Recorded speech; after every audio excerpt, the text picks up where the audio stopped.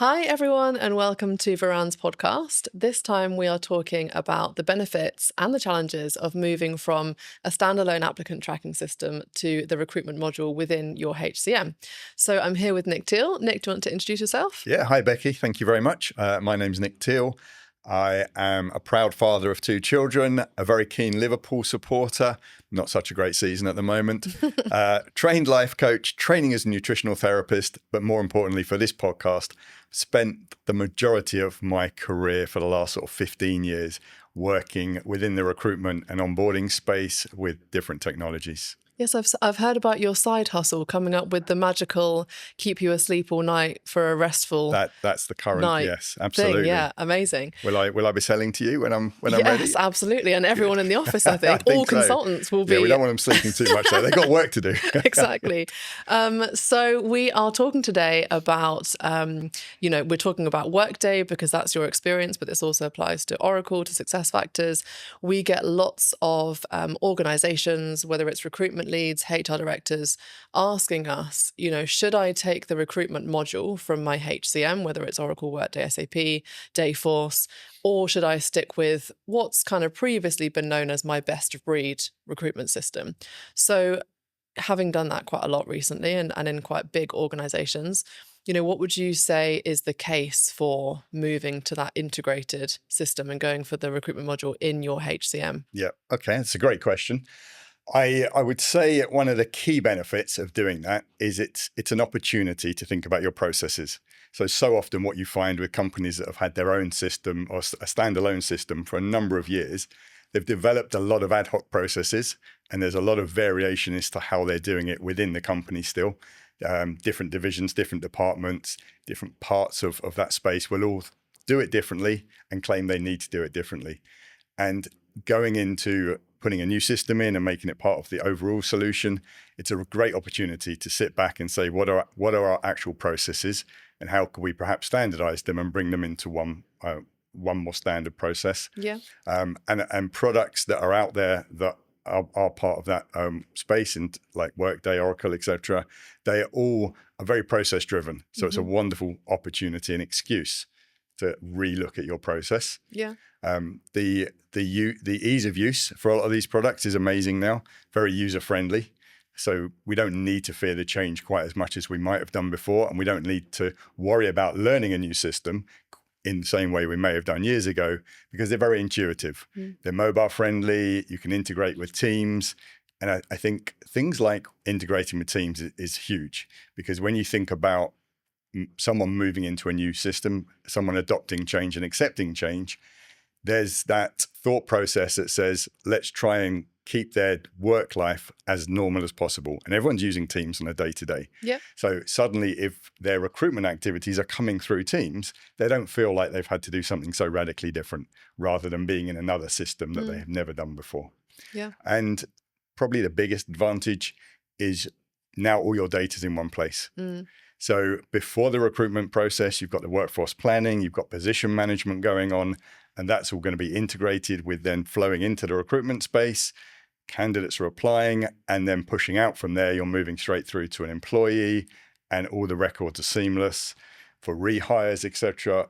You're able to look in one place to get all of the data you need, whereas previously people are having to have access to multiple systems and maybe having to go to other people to get the data they need. Yeah, so you're true. removing all of those barriers. It used to be, when Varan first started, we had some organizations that would buy as much as possible in Workday, Oracle, SAP, Dayforce, whatever they were going for.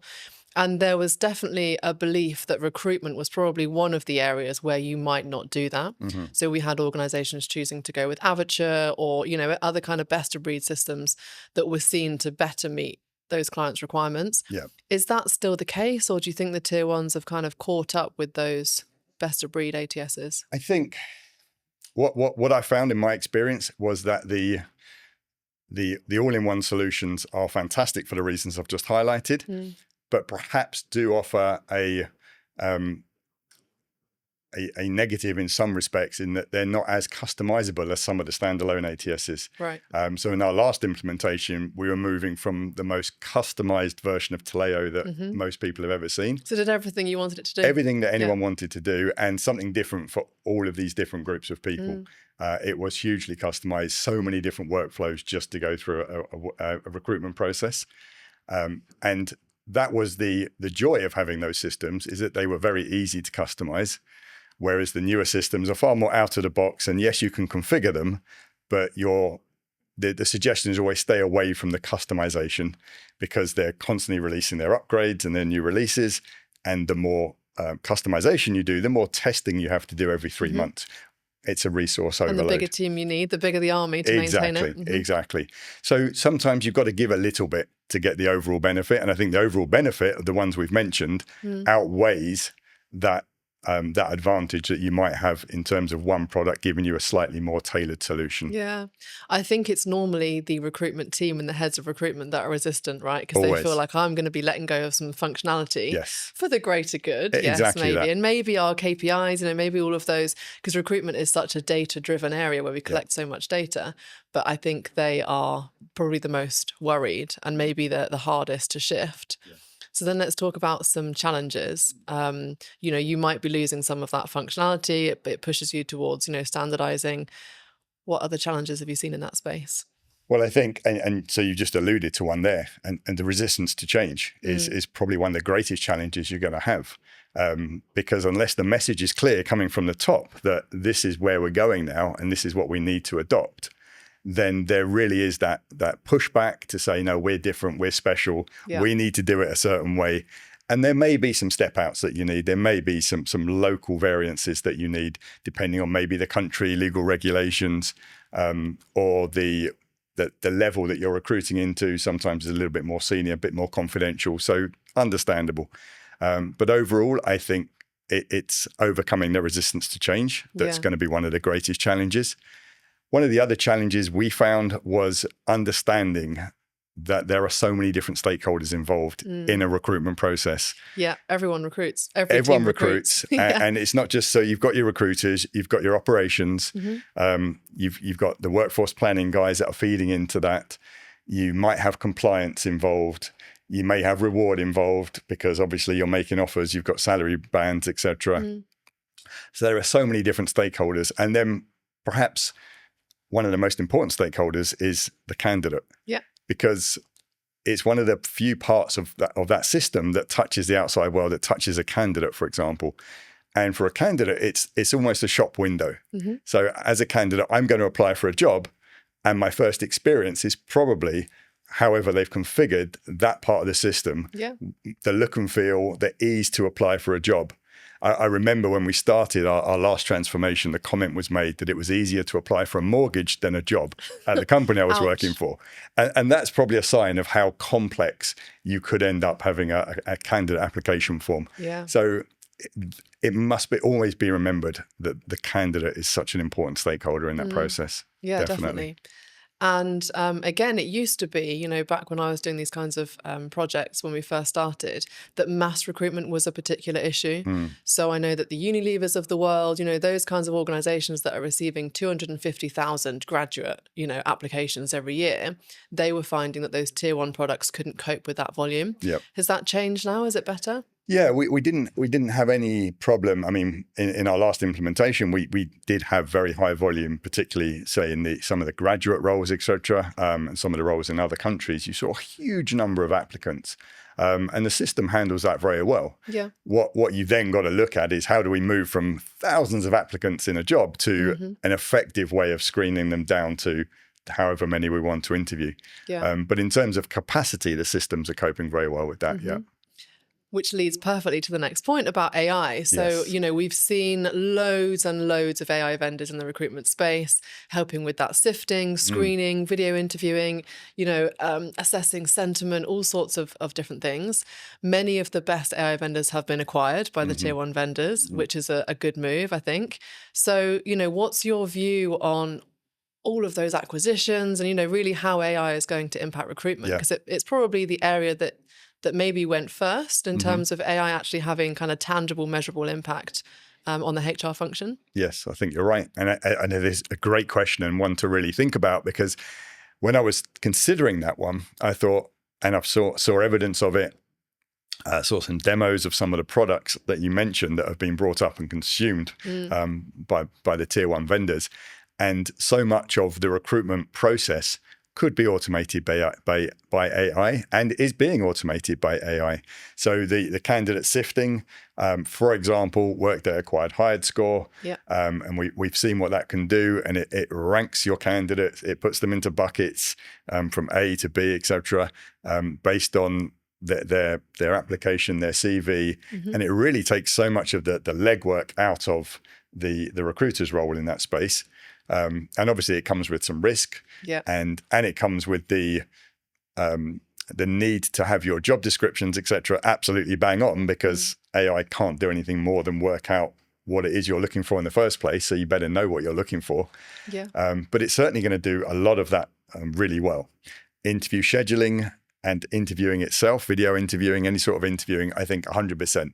I can see AI playing a massive role and reducing the need for resource in that area. So then I was thinking, okay, where can AI not fit into this role, into this area? And thinking specifically about Varan, and what we have at Varan is a certain culture where you will do well at Varan if you're a good cultural fit. And if you're not, you may struggle, no matter what your skills are.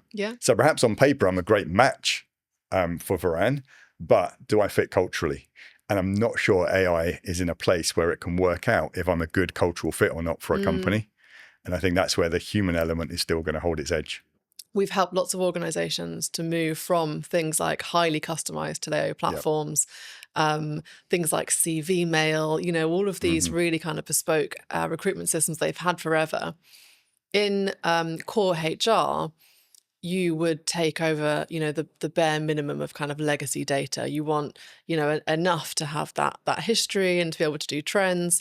What, apart from data and, well, I guess more on data, what cutover activities would you recommend? Cutover is again one which I think if you're not careful, you don't give enough time and attention to before the event. And it's almost like, oh, what are we going to do just before you do it? And it can't be done that way. Because when you think about the implications of that, you've mentioned data, and that's a great place to start. Somewhere in your system, you have a lot of data about candidates and about employees. And in your new system, you're going to have that data and you're going to need it. Deciding how much of that data to pull back into Workday, if you were going to use Workday or Oracle, etc., would be a massive decision, because you don't want to overload it with years and years of back data. But if you haven't got that, then, for example, if I was to apply for a role at a company I worked at 2 years ago, and they've just done a cutover and they haven't taken more than 1 year's data, do they know that I'm a rehire? Do they have my records on history? Or do they have to trawl through an archive somewhere and again, take up time, maybe get the right permission and access each time? It's that balancing act is really, really difficult. I guess there must be a sweet spot, right? You've got GDPR, you've got people having the right to be forgotten, or, whatever absolutely. that is. You've got AI obviously wanting as much data as possible to digest and make suggestions. So there must be a kind of sweet spot somewhere. And is it different for different types of data maybe? So it's not just we'll take 5 years of history. Maybe you flex it depending on the type of data? I think it's definitely different for different types of data. We cut over about 18 months during our last implementation, but that often caught us out during the once we were live, because we didn't have enough previous history. We were constantly having to go back to the old systems to check certain data, particularly if you've obviously had any issues with employees and mark them as do not rehire. You need to know that data. That's really important data. And it can really impact the rehire process, and that can play a role in other parts of the of your hiring process as well. So it is trying to find that sweet spot, and I'm not sure that there is a definite number. But looking at the pain that can be involved if you're a large organization in a number of records that you're dealing with, And obviously getting the data to, the integration to go from old system to new system is a big piece of work. Yeah. And the cleanup will be huge anyway. So you do want to try and find, I would think probably 1 to 2 years is a sensible amount to work with. Yeah. Unless you're quite small and you could accommodate more data. I guess more broadly, you've been involved in loads of Workday transformations and lots of different technology over the years. Is there anything else we've not talked about in terms of preparing for and making that successful leap over to another system? I think I would summarize it with the letters PPT, and I'm not talking about creating another PowerPoint here. Oh, thank God. Exactly. Although maybe a PowerPoint will be helpful, but it'll be a one slider. But number one, plan. And it sounds like the most obvious thing in the world, but if you're not careful, you sign up to one of these vendors and you say, right, we're going to put this product in. It's great. Let's get going. Mm-hmm. And you really haven't thought about how it's going to impact you. You haven't thought, if we just look in the recruitment space, you haven't thought about what your workflow is going to look like. You haven't thought about approvals. Now, those kind of things are huge when you've gone from bespoke, very customizable solutions to some of these products where you have to define an approval path, for example, rather than just saying, oh, I'll decide at the time each time.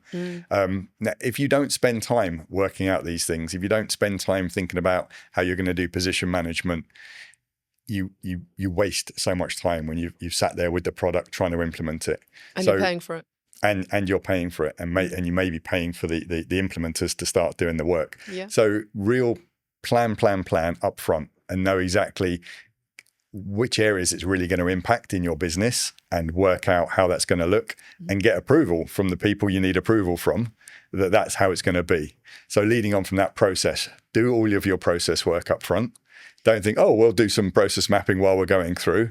No, think about it up front. Think about what it's going to look like. Get that signed off.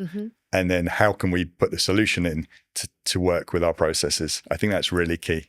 Yeah, and that's a bit of a debate sometimes. I think we get asked all the time, should we do our process design work after we've chosen the vendor and we can design our processes around them, or should we do it up front? So I'm glad that you said that. Our approach is to bring a blueprint of what we know works well, end-to-end processes. So not all of your HR and finance processes happen in that core system. Designing that up front.